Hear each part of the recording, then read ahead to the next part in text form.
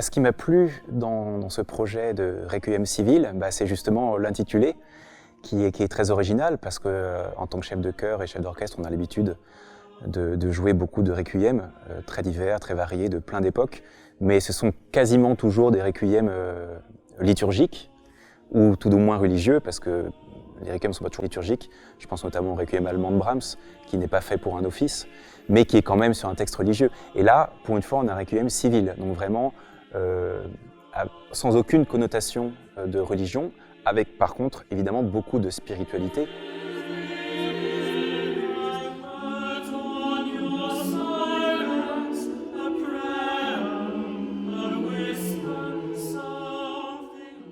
L'ensemble Aedes est un chœur que j'ai créé il y a 16 ans, qui est un ensemble vocal professionnel, dont la spécificité est justement de ne pas avoir de répertoire spécifique. C'est-à-dire que nous sommes un ensemble généraliste qui faisons aussi bien de la musique ancienne que classique, romantique, jusqu'à la musique d'aujourd'hui.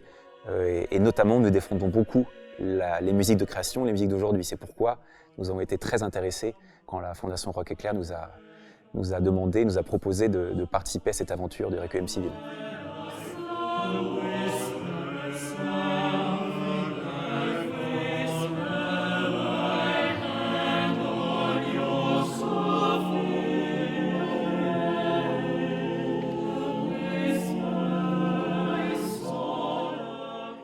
Avec le chœur, nous sommes habitués à faire de la musique vocale, qui porte du texte.